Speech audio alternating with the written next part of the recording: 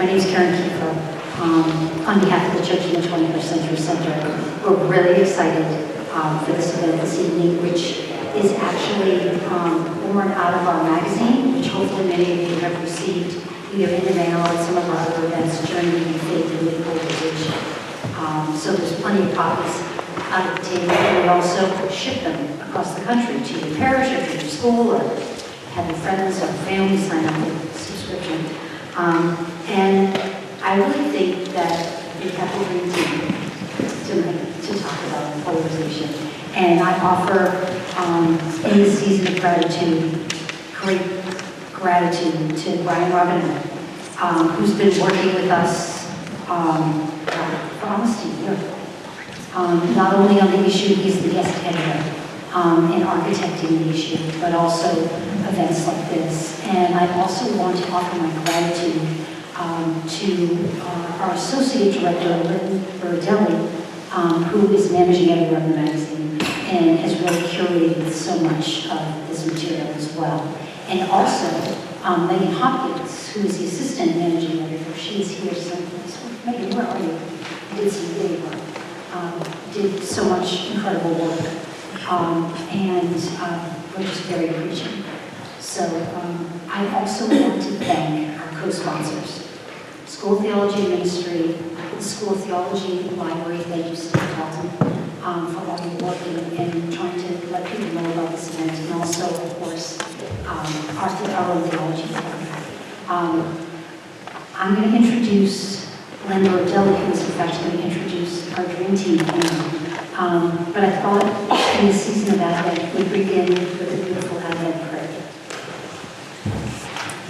I can't read anything anymore. In the Father, the Son, and the Holy Spirit, amen. Oh, Emmanuel, God with us. Truly, in this Advent season, we celebrate that you are not alone, hidden in some faraway cloud, but you choose to be with us in the blur and mystery of our lives.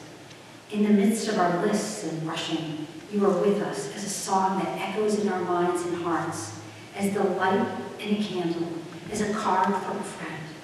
They are all signs of your presence. We turn to you this Advent season and pray that you will birth joy and healing, blessings and hope in us.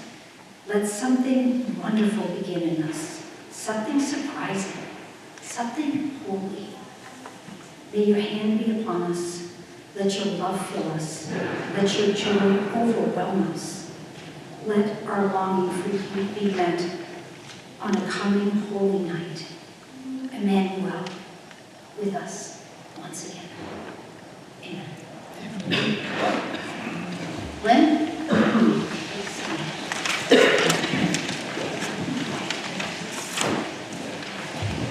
Good evening. Thank you again for being with us. I'm Lynn Buridelli, the Associate Director, and as Karen mentioned, the Managing Editor of the magazine. I have had such a pleasure of working with both Brian Robinette and Megan Hopkins for most of 2023 to produce this magazine and events like this to promote the magazine. So Brian is not only guest editor, but Associate Professor of Theology here at Boston College, and he is joined tonight. I did want to point out that we put on your chairs a full bio for everyone that's speaking this evening. I'm not going to read those out loud, but I just did want to mention and thank Holly Taylor Coolman, who came from Providence College to be with us tonight, where she teaches, and Ospino, who is a professor and also department chair for religious education and pastoral ministry at the School of Theology and Ministry here at Boston College.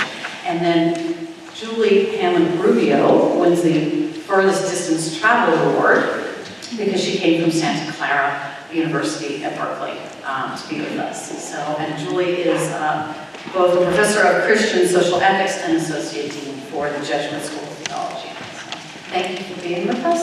I'm going to hand over the conversation. We're going to have a conversation about faith, the church, and polarization, and Brian's going to moderate. And thank you, Brian. Good evening. Hear me okay? Thank you, Lynn. Thank you, Karen, for those introductions and for your hand in making this event possible. Of course, the entire C21 staff, those associated with C21 for making this event what it is. And a special thank you to Megan Hopkins, who was so crucial to me and to the magazine and to a lot of the programming that has come out of this initiative with C21. So I think in addition to this dream team, I've been able to participate and be sometimes just merely a passenger for another dream team. So thank you to all of you. Thank you all for coming. My understanding is that this is a highly attended affair for C21 in the aftermath of COVID, that there's a lot of interest in this topic. And so we are interested in knowing what you have to say or your questions on this. And so after the first part of our panel together, which I'm going to be asking questions of each of my guests here, and my colleagues and friends, we will open it up for you for your questions or for your insights that you can direct to anyone on the panel. So thank you for being here. As I alluded to, I know each of these on the panel. They're colleagues, they're wonderful friends, and I admire them greatly. And they were the top of our list thinking for invitees because in their respective spaces and in their very distinctive voices, they have, I think, contributed to understanding the problems of polarization in the church, but also addressing them in creative ways, thinking both institutionally, interpersonally, and as theologians, as academics, but also as committed to the pastoral dimensions of these questions. I'm going to start off with a question that is just going to kind of get our feet wet. I'm going to ask each of our panelists to, in a relatively brief way, to give us a sense of what we mean by polarization. What does this term actually mean? Can we clarify some of our concepts? And the way that I would like to pose this question is just simply as follows. What is polarization? Is it really a problem? You shouldn't assume that it's a problem. I think all of us do think it is, but is it really a problem? And why should we care? What is polarization? Is it really a problem? And why should we care? So first I'll ask Holly to chime in on this, and then we will go down the road. Thank you so much. I'm really grateful for the invitation and chance to talk with you about a matter that seems to me to be of great importance. So thank you for your presence tonight. Let me perhaps begin by saying very briefly an answer to the question that Brian did not ask me, which is what is not polarization? What could we say? What definition might we rule out? So let me just offer a brief word on that question. I don't think that we should imagine polarization to be the equivalent of conflict. I don't think we should think about polarization as sharp conflict, impassioned conflict, conflict where there is a great deal at stake, and where no one is going to abandon her position easily on that. Those are dynamics that we have had for a long time, and in my view, any community that's functioning in a healthy way will see that kind of conflict emerge. I think that in order to begin to make sense of polarization, which is a big topic, there's a lot of different possibilities for engagement. I would suggest that we should step back and think about a much bigger picture. And what I want to offer you right now is a visual. Polarization has its original meaning in the context of science. Maybe you had the opportunity that I did as an elementary school student to conduct a very simple science experiment which involves the following. A surface is scattered with a number of iron shavings. We lay down a magnet that has two poles, and we watch as the iron shavings align themselves to one pole or the other. And the more that we give opportunity, the more perfectly that dual bipolar alignment happens. The term was then taken up for use in political discourse as a way to describe, especially in the United States where we have a two-party system, certain kinds of political dynamics. And then more broadly, I think we could describe something like that, coming to characterize public discourse and, in fact, the life of the church. Perhaps most worrying, the life of the church. So, for me, it always helps to have an image. I just want to begin with that one. And you can already, I think if you have it before you, you can already start to see some of the obvious implications there. This framework suggests there are two possibilities, exactly two, for everything. The two poles are defined as being the opposite of one another. What it means to be at one is to be opposite the other. And there is a kind of inexorable draw. If I can remove all the friction from those iron shavings, if I can strengthen the magnet,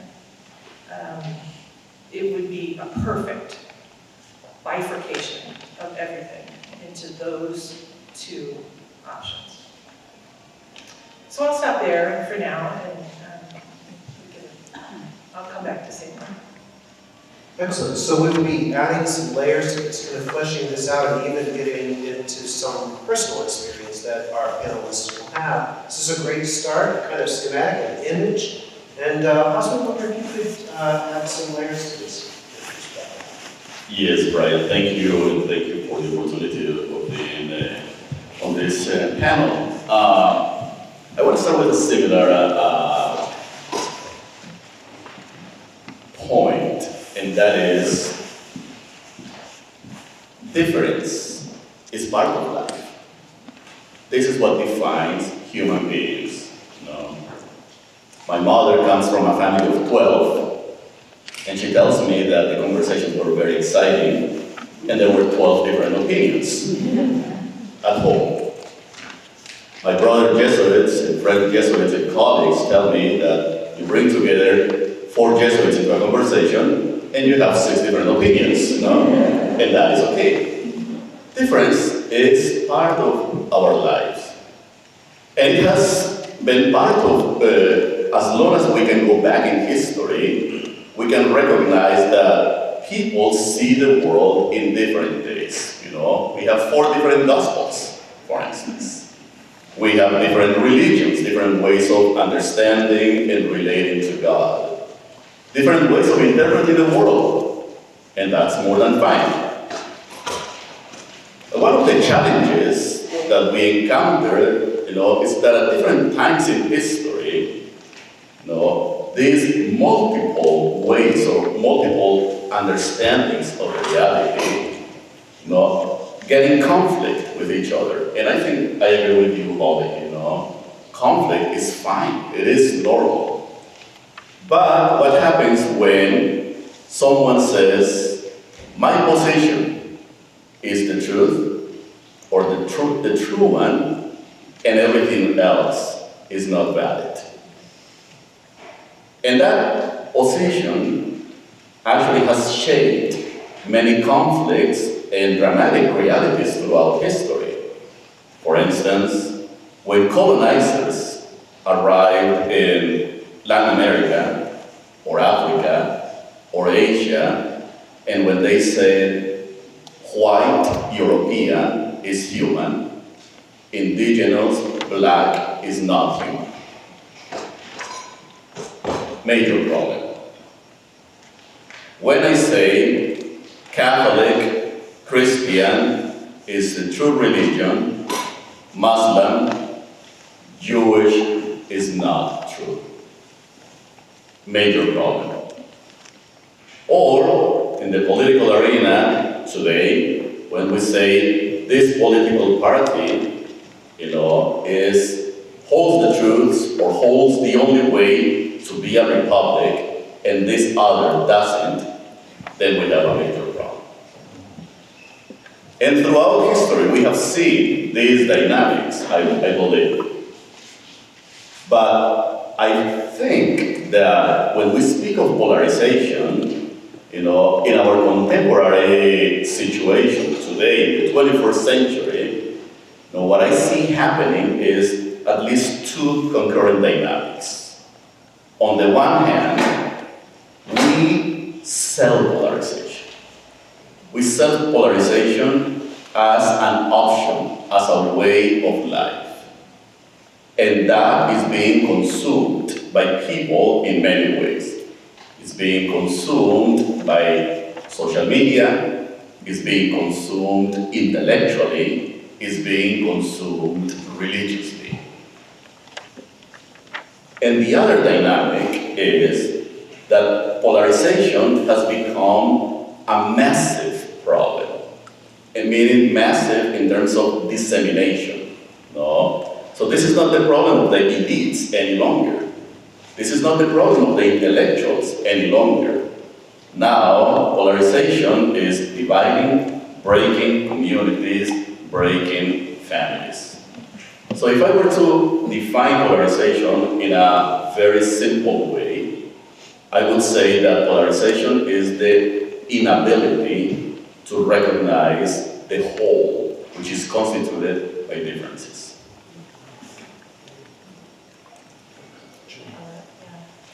Yes, I would agree with Holly and Hosffman.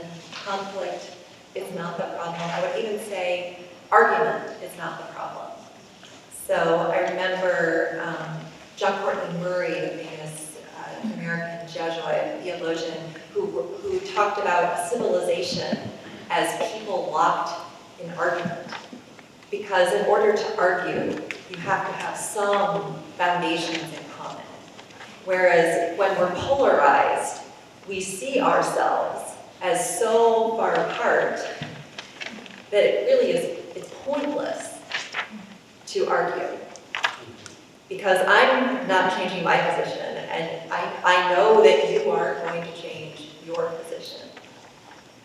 And I don't believe enough in the possibility of conversation to happen.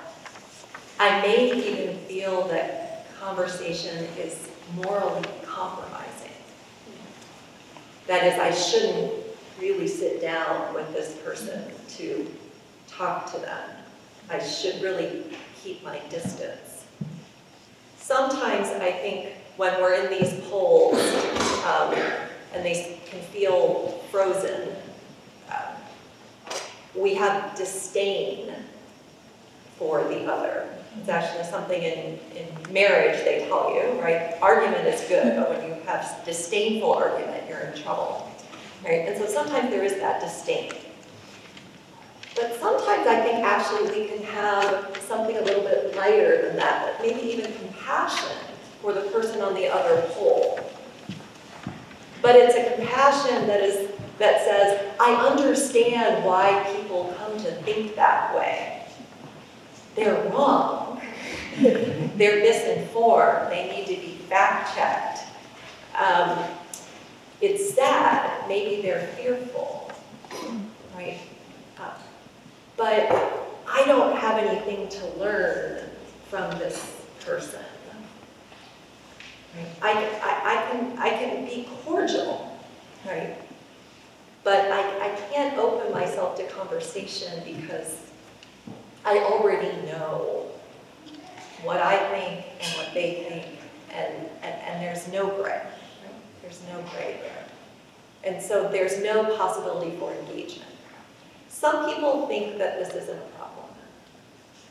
Often when I, in my writing, have talked a lot about common ground and polarization, and people will say, there are so many bigger problems in the world than that people can't talk. Really, is this about people getting along? That's the biggest problem we have, not environmental destruction, war, oppression, poverty. Those are the problems, racism, sexism, violence. It's distracting us from what the bigger problems are.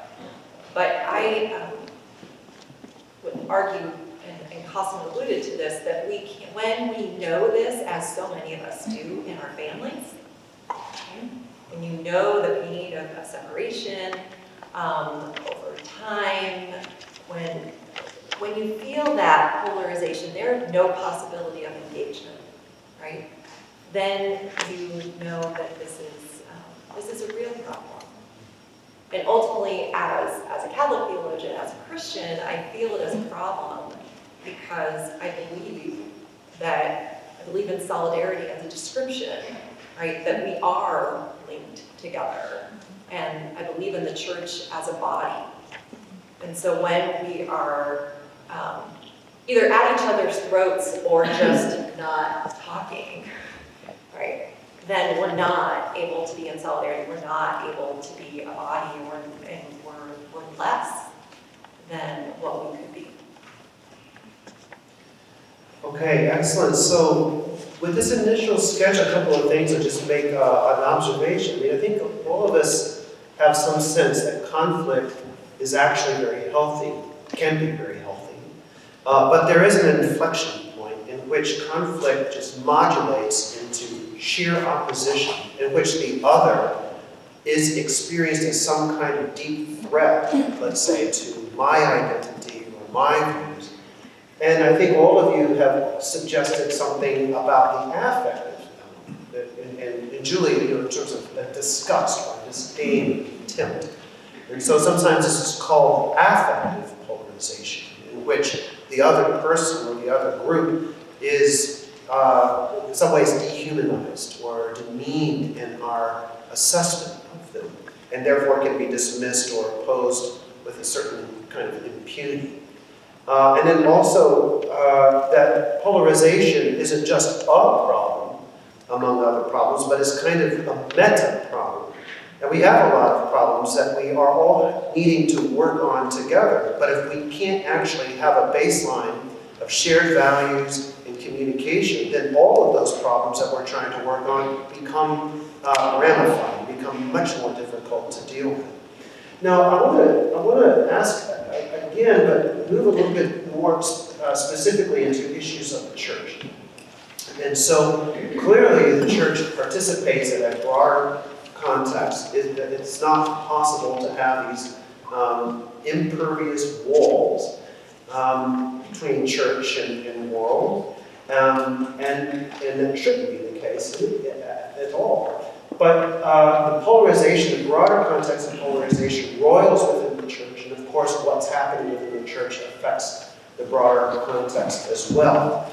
I'd like to touch upon that, but I might ask each of you to say something where you see polarization showing up in particularly difficult or painful ways in the church. And you can speak about this with maybe a personal anecdote or just a particular issue that you think is worthy of surfacing this. But just try to add this layer of the reality of polarization in the church, and then kind of tell us a little bit about how you experience this, where you see this. I'll ask Hosffman to start, and then Julie, and then we'll move to Hanlon. There is no doubt that when we speak about polarization, this is not something that is up in the air. It's embodied in who we are, and being Christian, being Catholic, being believers doesn't make us immune from polarization and the dynamics of those tensions that sometimes can be harmful. You asked for a more personal note. A few years ago, I wrote a chapter in a book that a common friend, Charlie Camosi, published and co-edited on polarization. And in that chapter, I wrote a brief story about many years ago when I was a younger immigrant, came to the United States of America, and I was studying in this country. And I was studying theology, and I was excited about studying theology. And at some point in my class, we just got into this interesting debate on a question related to the field of ethics. And so people were going back and forth. And at some point, the professor kind of point blank asked me, "What are you, liberal or conservative. And I just kind of scratched my head, I just said, and my answer instinctively was Catholic. That was my point, my point, my entry point into that conversation was, yes, I enter into this conversation as a person of faith, engaging in these particular conversations. And this is where I see somewhat painful, in terms of what is happening in our Catholic Church. There is not one issue that I can name in the context of the life of our faith that would not divide the Catholic community. Think about liturgy. Think about the sacraments. Think about questions of morality, family life. How do we engage the poor? How do we engage questions of wealth? Name it. What's the issue that will not, using your image, immediately will bring people to some extremes? And I think that one of the most painful realities that I see happening in our church is that we forgot that we are Christian, that we are Catholic, that we are disciples, that we're children of God. And unless we recover that sense of community, that sense of being one, I think that this is not gonna take us anywhere.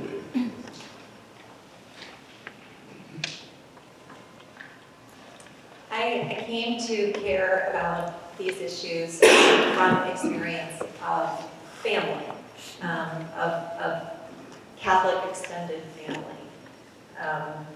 I've written about this before, but when I met my husband in college, we were different political parties and really different churches in a sense. We're both Catholic, but grew up in very different kinds of Catholic families that were very divided. The West was really fun. But we saw this overlap. Let's talk about a Venn diagram. Despite our differences, despite the fact that we would cancel each other out at the voting booth. But over time, we got married in '92, which sometimes is said to be the beginnings of the culture wars. And over time, the ability of that Catholic extended family to be together has deteriorated. And like many families, our family has siblings who have not spoken for decades, or longer, some for reasons no one can remember, some explicitly because of political and religious conflicts, and this is, comes to the fore in weddings and funerals and holidays, and it's passed down to children, my nieces and my nephews. For my niece and nephew got married about a year and a half ago, and they really wanted all of their aunts and uncles to be together and to be actually talking and celebrating with them. And that was not completely possible. And so what I did was something the only thing I could give them. I asked everyone to contribute a cookie from their family tradition to bring to the wedding. When my husband first heard me doing this, he's like, "We're going to text everyone?" I'm like, "Yeah, text them right now." And they all said yes. And they all brought them. And then when we got there, it turns out there was a big wheel kind of plate. And so they all, instead of being different dishes, they were all in different parts of this wheel. And with Aunt Julie's this, and Aunt Nana's this, and all this. And so for a moment, there was this unity with diversity, right? That was not, unfortunately, real. Right? But that's all I had, and that was really important to them. And that's, it's that fracturing, that inability to actually have the unity that we ought to have, that really motivates my participation in these conversations, which can, even though it can be really, really hard. I think I will end up underscoring maybe one or two things that have already been said, but I would say that we could say even more strongly that as polarization, I hinted at it before, perhaps most tragically, polarization in the church. And the reason that I say most tragically is that as the church becomes drawn into that magnetic pull, and as the church reenacts some of these dynamics in the larger society, including disdain for one another, including the loss of conversation, I would argue that we are acting in some of the deepest levels in opposition to who we are as church. So Julie alluded briefly to the image of body. I would just remind you a little bit about the details of that conversation. It's a metaphor that's used more than once in the New Testament. The church is the body of Christ. And if you go back and read those passages verse by verse, you'll see that perhaps the single strongest point that's being made there, it's not an image that's just offered and then left to you to draw conclusions. No, the text of the New Testament and these epistles from Paul want to say, here's the point. The church can never say, one member of the church can never say to another member of the church, I have no need of you. Which might be something like the very heart of disdain. There just is no image more important for us to understand who we are and how we are to live. I also want to just come back briefly to say, too, what could tempt us to do this? What could tempt us to treat one another this way? And I think there are a lot of answers to that question, but I don't think we can pay too much attention to the practical issue that Hosffman raised, which is the interesting new ways that things are bought and sold.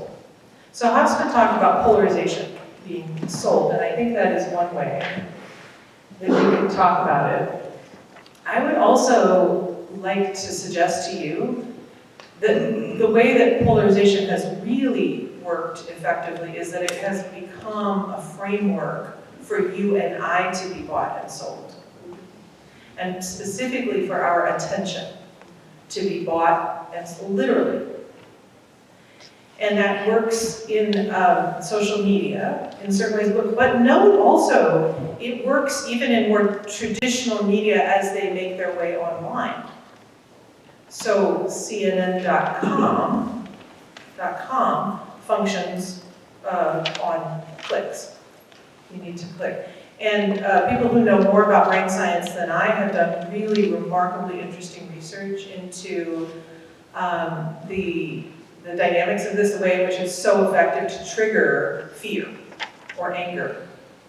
That's a sad truth about us. We're more likely to click for fear or anger than we are for complex, nuanced analysis. So in part, I think I just want to sound the alarm there of the way in which this is a deep problem for a U.S. democracy. A democracy has to have a public discourse to survive. But in the church, something even more fundamental is at stake, which is our identity at its deepest level. And this dynamic would erode it if we let it. Just on this issue, I would commend some of those, if you haven't yet read the magazine, Father Ken Himes, we commissioned him to write a piece. And what's really helpful about that piece is having the conceptual, the analytic aspects to what it is that we've been discussing in terms of the dynamics of polarization, but also looking very deeply to our scriptural traditions to see how it is that conflict, of course, was rife in those communities, but ways in which, drawing from the heart of the faith, is meant to establish an identity that, though not invulnerable to conflict, is something that helps us to work through it. And so I would commend to those in the audience and those viewing online that piece of particular part of these comments. I want to pivot the conversation a little bit. Sort of imagine that the first part of our conversation would give us a sense of what polarization is, adding layers to it, giving a kind of thick description, some analysis of it. But we don't want to leave it at that. What we really want to do is to explore really what are the resources available to us in faith, various kinds of practices, and also certain kinds of institutional settings. I mean, the four of us are Catholic educators. There are a number of people here who are in education or associated with education in some form or another. That could be in a local parish, it could be in an elementary school, it could be with children. So there are many ways that we can talk about how to address resources for addressing polarization, but it seems appropriate at this setting and these people assembled here to think about education. What role might education in Catholic settings play in addressing, helping us to understand, but to begin, to the extent possible, healing the issues of the dynamics of polarization. So there are a number of ways that the panelists can take this question, and I might go even a second round. But I'm going to start with Julie and just ask you, as an educator, as a theologian, as a Catholic, somebody who participates in parish life, help us think a little bit about some resources or maybe practices that can help us really start to address this and maybe give us something somewhat practical and even hopeful as we continue our conversation.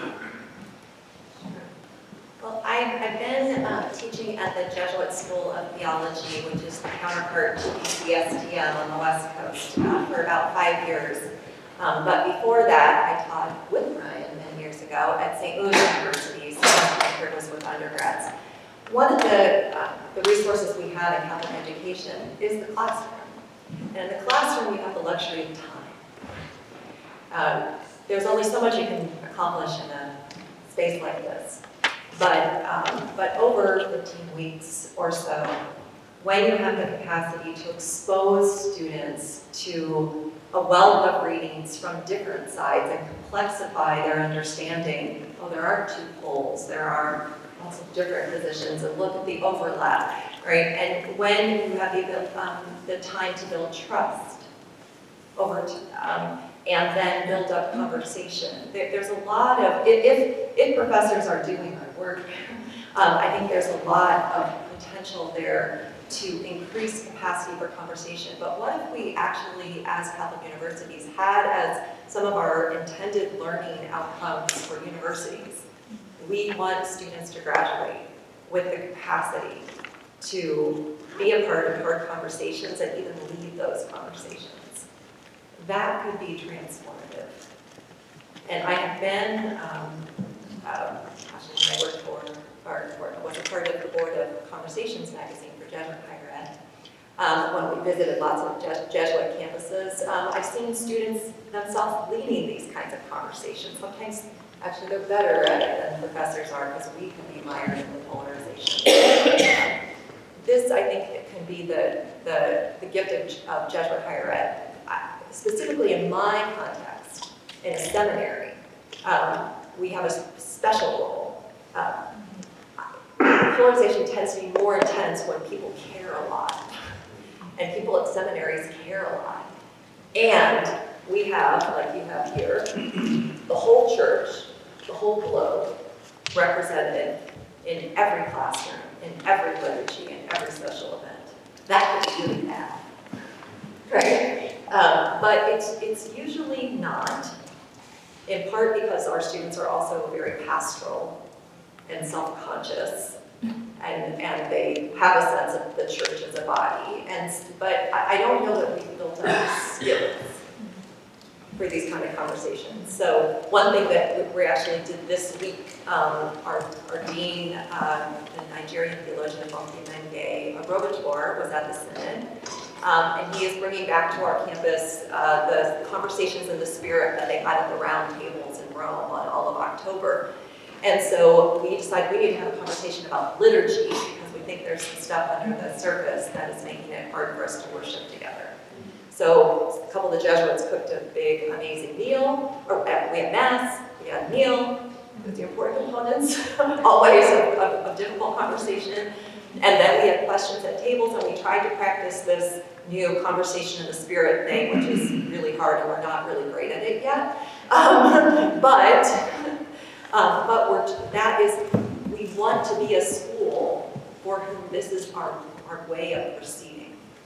And we're going to try over the next year to build up our capacity to do that as a school, and then we're preparing leaders to go out into the church and do that around the world.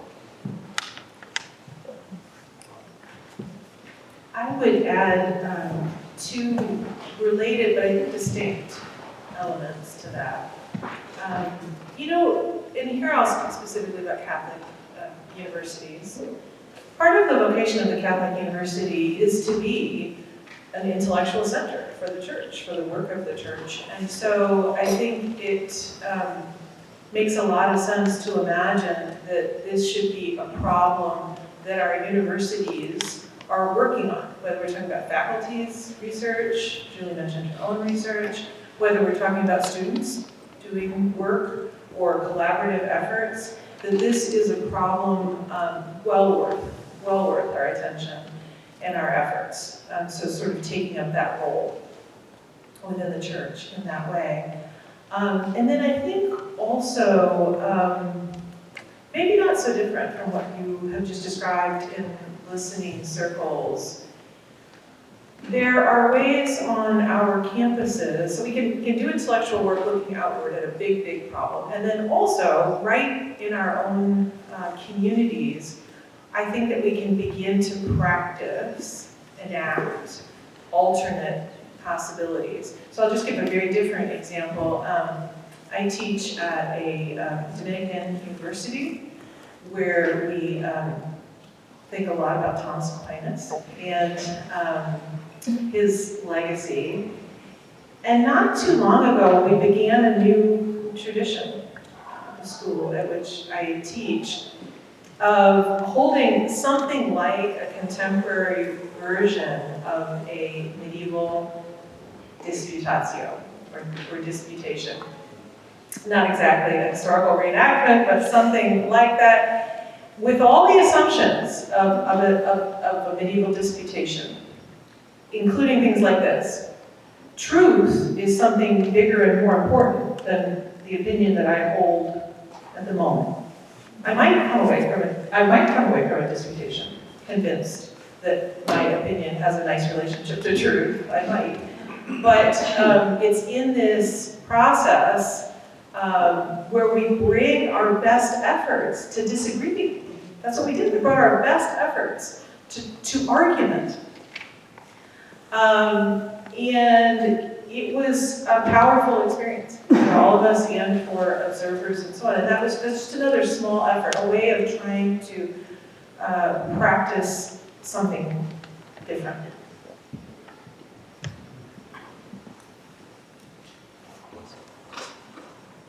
I have always been fascinated by St. John of the Cross's maxim or teaching, or vision when he says, that at the end of the day, our lives, we will be judged, according to the way we loved, And it seems to me that for some reason, we as Christians, as Catholics, have forgotten the power of love, the idea of love. I mean, we hear it all the time when the scriptures are read, The greatest of the commandments is loving God, loving one another, but we just close our eyes, close our heart. I think that in the context of education, we can do a lot. My life unfolds in two settings. The academic setting here at Boston College, I teach graduate students, women and men training for ministry, others training for academic life. And I also spend time doing ministry in a parish, and serving in pastoral institutes, teaching people who might not get degrees, but they are getting educated, in the faith, getting educated theologically. One day I was teaching in one of these institutes, and then this person came to me and said, Dr. Ospino, teach me how to defeat, that group that I disagree with, tell us how to do that, And this person was into the idea of apologetics. This idea of apologetics, that has been sold to many of us, the disputatio, but with the idea that one group is right and the other one is wrong, and there is no way in between, And I think that many times in our academic settings, whether you're teaching elementary school, secondary school, or higher education, we invest too much in this apologetics of reason, this apologetics that is about, how do we argue rationally, and how do we disprove whatever position the other has. And I think that there's room for that. And we need to know our history, we need to know our concepts, we need to know our tradition. There is no doubt of that. But I think that there is also a need for an apologetics of love. An apologetics in which we teach our students, the importance of what it means to love the other, even when I disagree with the other. I teach a course called Ministry in a Diverse Church, and we look at different forms of diversity and expressions of diversity in the Catholic Church in the United States of America. And the entire course is based on the idea of developing competencies.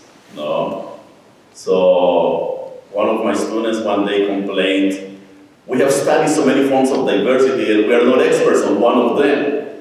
And I said, this course is not about turning you into competent into one diversity and then calling the others wrong.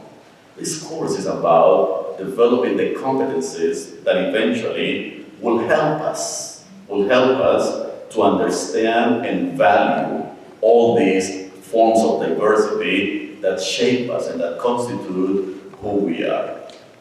So I think that if I were to advocate for something, as a pedagogy, as an educator, is this pedagogy or this apologetics of love, and that needs to happen at all levels. It needs to happen at the level of the classroom. It needs to happen at the level of preaching. How many hateful homilies sometimes we hear, or how many statements on the part of church leaders or theologians or political leaders who call ourselves Catholic or Christian, and we forget that important call to love, developing the competency to love. It strikes me that in order to do that well, that this really requires a kind of practice on the part of an educator or anybody who's engaged in these conversations to do something like be able to hold a conviction, but also hold space for alternative views, and not just as the opportunity to correct them, to gainsay them, but as real possibilities for oneself. To allow oneself to be changed by what one is hearing, and the humility of that. But that's also a high-level skill, especially when there's a lot of emotion involved. So there has to be some kind of internal space to be able to hold a multitude of perspectives, to be able to see a variety of angles, and also to sense the deeper values out of which one is coming. When you're engaged in conversation, who holds a view very different from your own, to presume that there is a deeper value that they are trying to defend. And if you can name that, and maybe even sense a good sense of that, that might open up some kind of rapport with them to be able to have some kind of mutual exchange, if not necessarily agreement by the end of the day. It really asks a lot of us. It's a spiritual discipline, really, to think about, when you think about that. My final round of questions before we open up to broader conversation from those who are attending here, I wonder if you could, I'm going to ask basically two questions, but you could answer just one. The first question is just, where do you see hopeful signs? There's a lot that can, about polarization, that can make us feel rather overwhelmed and sense that sort of a fatalism, that there's really nothing that can be done or very little that can be done about it. But there are signs of hope, and we've already had some sense of that. But where do you see some signs of hope, whether in the classroom or in the church, where you see this is an instance of some kind of breakthrough, beyond some kind of impasse that we need to appreciate? That would be one, or something that you would like to commend to those of us gathered here, some kind of advice or some sort of skill or practice, some sort of encouragement as we think about how we deal with this in our own lives or the things that we really care about in the various roles that we exercise. So I'll start with Holly. I'll start with something that does not sound very hopeful, but maybe it's a step in the process. As I teach young people, as I have for many years now, I will say that I increasingly encounter 19 and 20-year-olds in the classroom who not only have no interest in polarization, they find it exhausting, and they find it boring. So maybe that's those are early signs of the death of polarization, when it becomes boring. But what I find is, what I want to say, of course, is that exhaustion allows for possibility. And specifically, I find that they are surprisingly open to be invited toward constructive building of something. They want to hear about things that are worth giving to, and even giving themselves to, giving their lives to. I think specifically, as we think about polarization, there are two possibilities there. One is to find a place to build, find a thing to build, find a place to grow that doesn't work neatly into already existing polarization. And then the other would be, as I all suggested here, to work on it directly as a call, as a vision.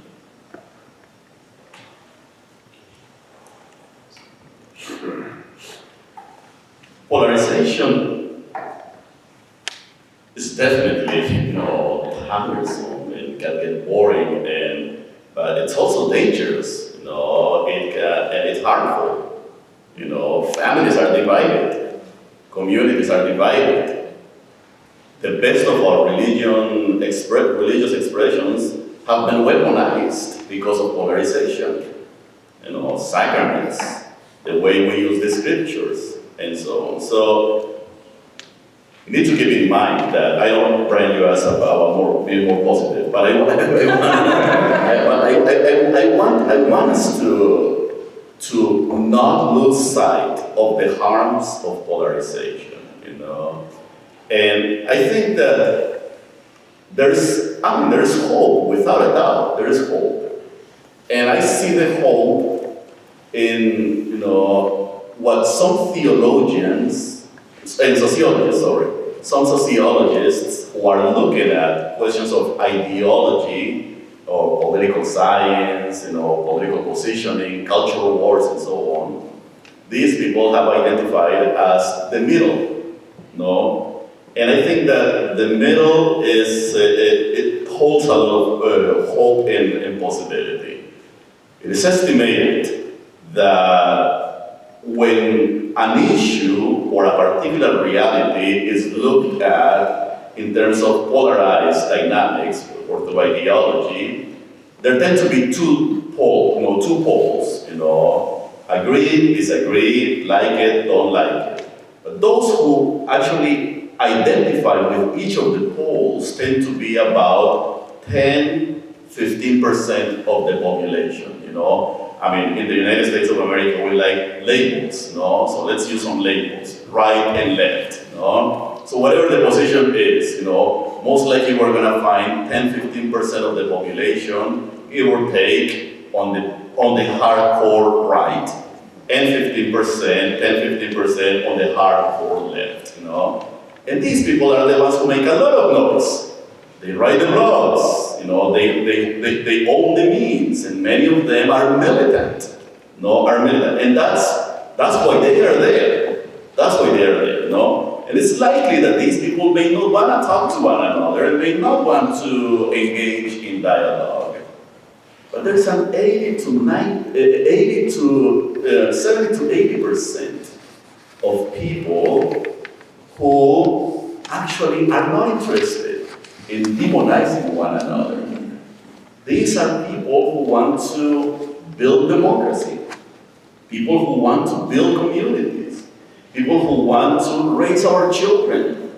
We want churches where I can actually encounter God and not listen to a political discourse on the part of my preacher. People who want to live, in a way in which we encounter community and belonging. And sometimes as educators, sometimes as commentators, we get obsessed with the extremes. We want to change the extremes. We want to change, and persuade those who disagree with us and so on. And there may be some room for that. But my sense of hope comes from that middle, Let's cultivate the middle and extend it to the point when the extremes will not be relevant.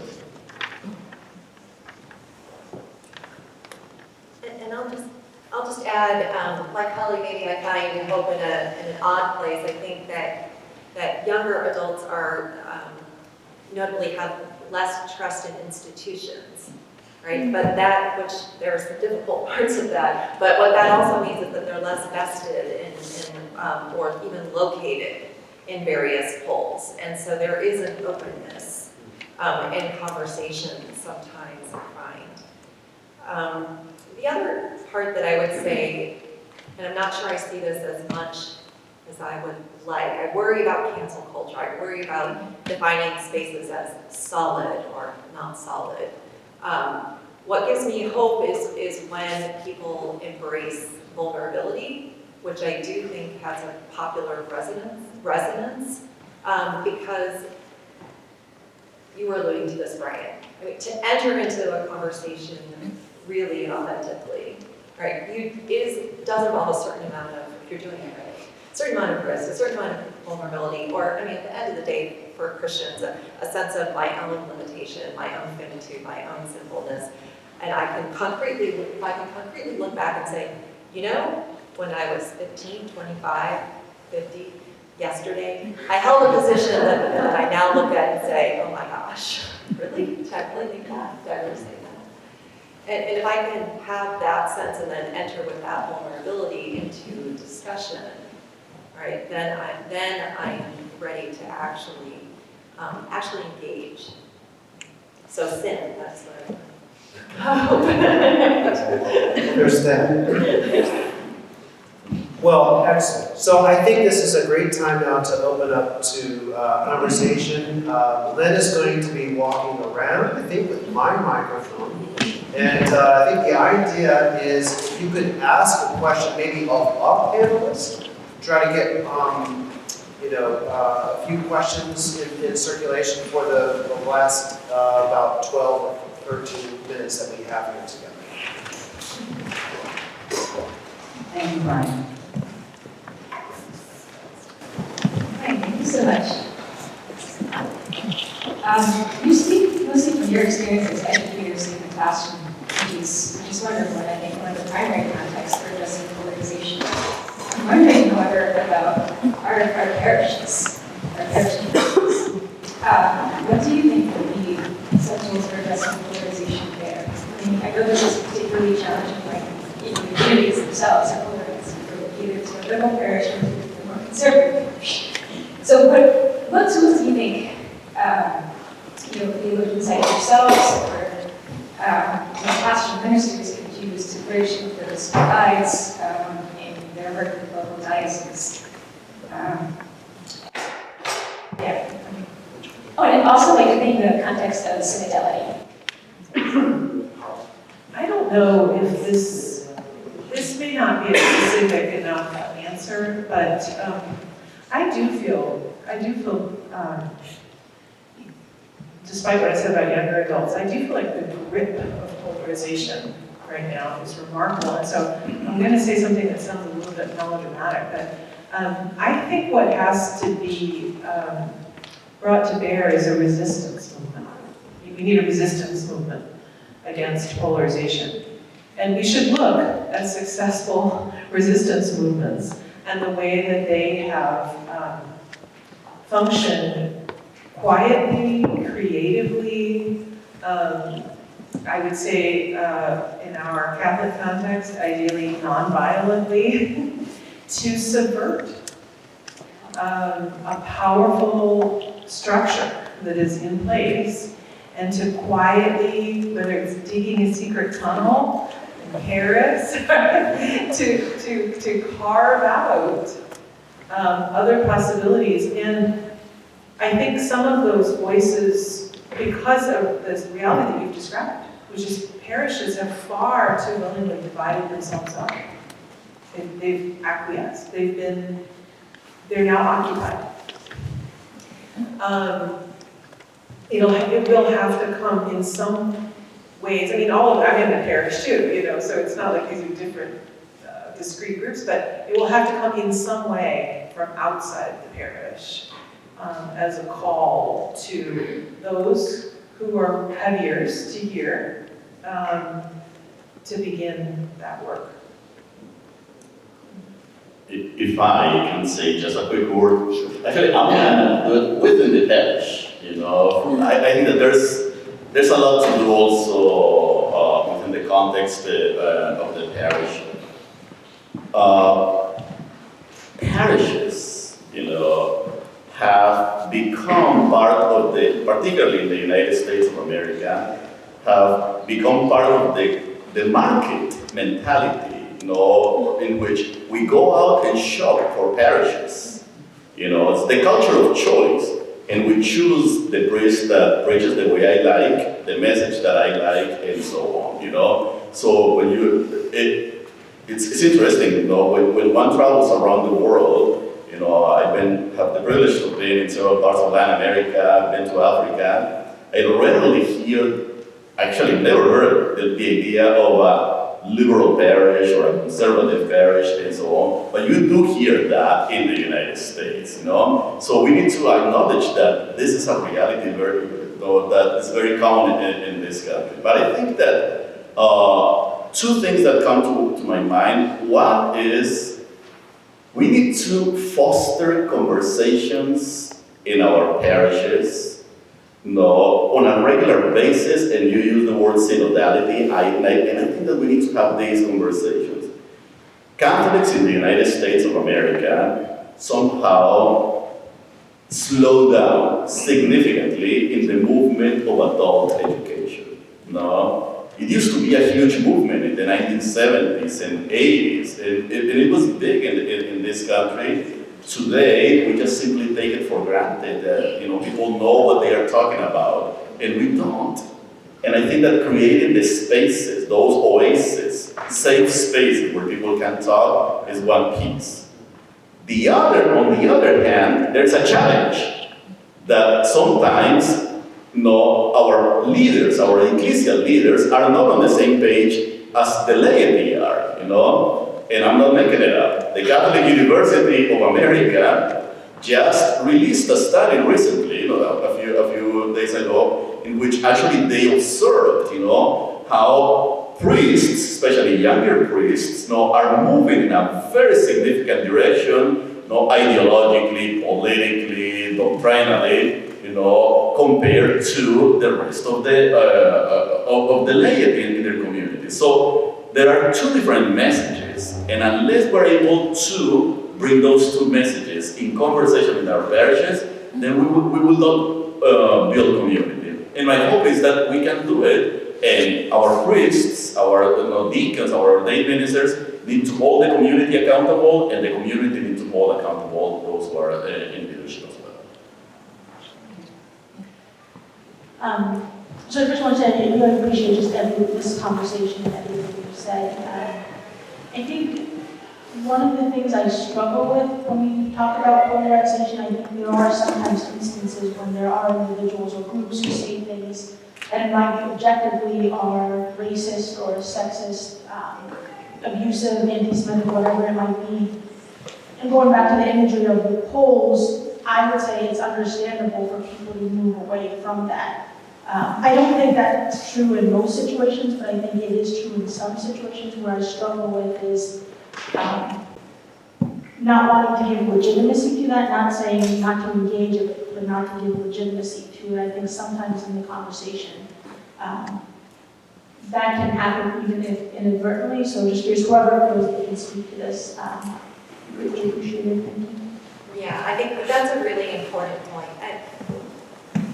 To seek common ground, to seek conversation is not to give up on calling things out, on necessary prophetic speech. Academy has written beautifully about good prophetic speech. And I would also add to that, well, first of all, I'd say my model for that in some ways is Dorothy Day. Right, who spoke prophetically, who called things out, and Sister Faith, but also who kept in the conversation with a broad set of people for most of her life. I would also say that for some people who are harmed by that kind of speech, I would not at all say you need to be in that conversation. Right? Not everyone can be in these bridge-building conversations. Some of us have more privilege to be able to do that than others. Some people, you might want to, but you also can say, you know what, I can't. Right? I just can't be in conversation with that group or that person or whatever. So I think that's important to make that distinction. Right? These conversations can be harmful in a different way depending on where you stand. Hi, and everyone, perfect. My question is for Dr. Hosffman, primarily, but anyone else can weigh in. I resonated very much with what you were saying about the need to cultivate the middle and expand it to the point where the extremes become irrelevant. That's a very powerful sentiment. My question, I'm just going to preface this by saying that I am a practicing Catholic. Keep that in mind. My question has to do with how can the middle be practically cultivated in an environment where at least one side of the extremely polarized debate in this country is implementing policies that are directly impacting people's lives. And I'm thinking specifically of the overturn of Roe v. Wade which has had direct dangerous medical consequences for women across the country, and ethical consequences for doctors who can no longer recommend abortion as the medically viable solution to the women's health problems. So I'm just wondering if you can talk about that tension a bit. Well, I think that, dynamic, conversations that are de facto polarizing because of their legal implications or because of their politically ideologized nature, they are not going to expand the middle. As a matter of fact, they will reduce the middle. And I think that at some point we need to start asking ourselves, what's the best starting point, in order for us to cultivate some sense of commonality, some sense of common ground, some sense of integral vision, And I don't think it's going to be the hot button issues. It's not going to be the hot button issues, even though their implications are significant, as you just described. But I think that we need to somehow begin with conversations about, once again, what does it mean to be a disciple of Jesus Christ? What does it mean to be a witness to God's love in my community, in my family? Or we need to start asking, questions like, for instance, what Pope Francis has been urging us for the last 10 years incessantly, which is, how are we taking care of those who are most vulnerable in our communities, And eventually, it seems to me that those are questions and those are conversations that whether you lean towards right or the left or the middle or up or down, whatever you want to lean to, those are conversations that will engage in the conversation, will generate the conversation. And I think that, the more we identify with the poles, the less conversation are. And my sense is that the fact that, we have this panel in here, that's positive. We are talking about these matters. And my sense is that most of us in here, one way or another, identify with that particular middle, And those are the starting points, And the last thing I will say is, we need to start cultivating certain virtues in order to be part of this middle and eventually make districts smaller and irrelevant. And I think that the virtues such as compassion, virtues such as hope, virtues such as gratitude, virtues such as the ability to empathize with those who are struggling and so on. I think, once again, it's the beginning of the conversation. What triggers the conversation rather than the hot button issues. So, polarization often feels like a very sort of large and broad topic, and I feel like a lot of the times it can really feel out of our control. So I was just wondering, what do you believe is the best thing that the individual can do to combat polarization, really, especially within our smaller communities? I'm just going to say something short and sweet, and that is think local and intentionally look for opportunities to foster conversations, take part in conversations, commit to the work of conversations across difference in whatever way you can. Thank you, everyone, for a really great, stimulating discussion. I'm thinking about this problem of diversity this way. That the problem arises because there are different kinds of differences, and some of them are moral. And exactly where the point of the fundamental polarization occurs is a disagreement about which kinds of differences are like morally beyond the pale. right? So to take a stance that says, well, it would be constructive to just be open to diversity in some way begs the question, right? Because we have to sort of be able to figure out which differences are beyond the pale. And then the polarization seems like it's reinforced when the ones that are beyond the pale for us are not really permissible to be mentioned, like it's intrinsically harmful for somebody else to represent those opinions to us. And so then how do we even have the conversation that tries to figure out like what's at stake for people who hold different, like morally diverse judgments from ourselves, right? And how do we figure out which of those questions are even discussable?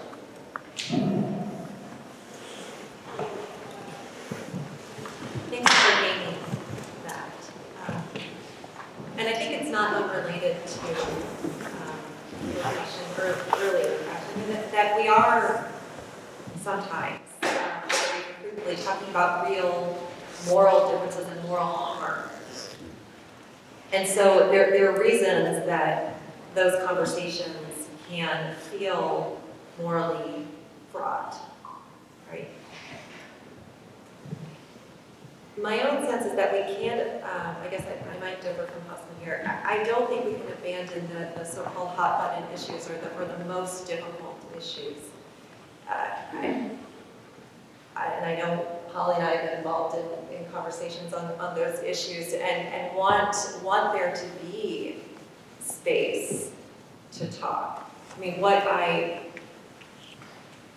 won't, if a position is beyond the pale, does that mean a person is beyond the pale, right? So I can state clearly that position for me, right, the non-starter, right, but I can still call that person a colleague and participate in conversation with that person, and we can still try to find, by starting with what we're for, starting with, well, I care about women's health. I don't want women to die. Okay, let's start from there. All right, what do we need to do to make sure that that's the case? So I don't want to use James Allison's, I don't want to outside people, but I can outside positions, right? And I also might find, in my own work I use the word, Holly used local, similar, the space between. So it's not, there's more potential, less potential at the top of politics, and more in the middle where we can talk about what does our community need to do, right, on this issue. So we're not just talking about, well, let's just talk about food drives because that's easier. Let's talk about issues, but what we can do in our communities in the space between when we say, even though, that position is deeply, deeply problematic for me. I think that it's wrong. Even I don't think a Catholic can hold that position, right? But can we talk? I just want to add quickly to say a form of agreement with Julie. It's really important to say there is no person beyond the pale. Persons don't go beyond the pale. And that's not just a pragmatic principle, it's at the heart of the gospel. Jesus is this person who eats and drinks with precisely the people that others believe that's impossible to do with. I think it's at the heart of the gospel. We have to be prudential. The prudential decisions have to be about who does that, when they do it, how they do it. But people can't go beyond the pale. People are always in the pale. We have time for one more question. Thank you all. This might be another way of asking the kind of thing that Jeremy was asking. So I'm curious about how the category of truth functions in conversations about polarization. One version of the story I've heard is that the problem is holding truth claims at all. Other people might suggest that it's holding them in a certain way, so the kind of affect that you were talking about, Brian, or in a way that impedes relationships. This feels especially complicated for me as a Catholic and as a convert to Catholicism because The Catholic Church holds positions. The church is kind of the business of making truth claims. So I find myself pretty stuck. I think truth is important, searching for truth is part of what universities do. I'm part of an institution that's making truth claims. And if that's where polarization comes from, then Catholics are stuck. I don't believe that we're stuck, and so I just wonder how you would locate truth as a category in the conversation about polarization. I'll let the other two panelists say the majority of the response, and it may be a difference, I don't know, between Hosffman and myself, but I want to state my position. I do not understand holding truth claims strongly or holding truth claims fiercely to be in any way the source of polarization. I think polarization is something much bigger than individual claims.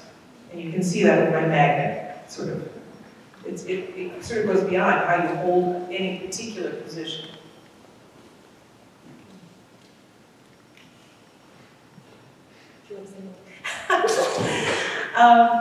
Here's some ways that you can't hold truth claims.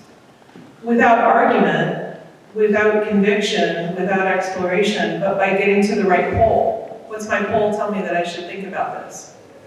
My pole says that I should absolutely support Ukraine and read the New York Times and be a vegetarian, and you just go to your poll and ask your poll, everything about your life. That's not a reasonable way to hold a truth claim, and I think it absolutely allows for those of us who hold many important truth claims in important ways by virtue of authority. That has to do with how we hold truth claims. And I think I'll just say it again. For lack of time here, I think you can hold truth claims strongly, fiercely, actually be pretty sure you're right, even after maybe 50 years of thinking about an issue, and escape polarization completely. Yeah, and I'll just add, I think Holly models that, and as do others of our colleagues. I'll mention curricularity as well. You can hold truth claims seriously and not be polarizing. But I guess what I would add to that is that there is much to talk about that is not at that level, right? So that Holly and I both have written about marriage and family and parenting. We can think of plenty of those kind of tricky issues, and then there are the issues of how to parent that are maybe some of the biggest moral issues of most people's lives that we don't have, authoritative teaching on, right? But there's so much to talk about. But we get stuck because we're always talking about the same set of polarizing issues, and then we're not talking about these other things where the stakes are, that you're talking about, are lower. And there is more potential to be in conversation and to be that body. Speaking of having a lot to talk about, this has been a wonderful conversation, but we apologize for running over, but obviously the questions that you're asking are amazing, and this is what we need to continue to do. So I would very much like to thank on behalf of the C21 Center, Brian, Holly, Hosffman, and Julie for being with us. This has been an amazing conversation. Thank you for your contributions, and thank you all for being with us tonight. Please get home safely. Thanks again.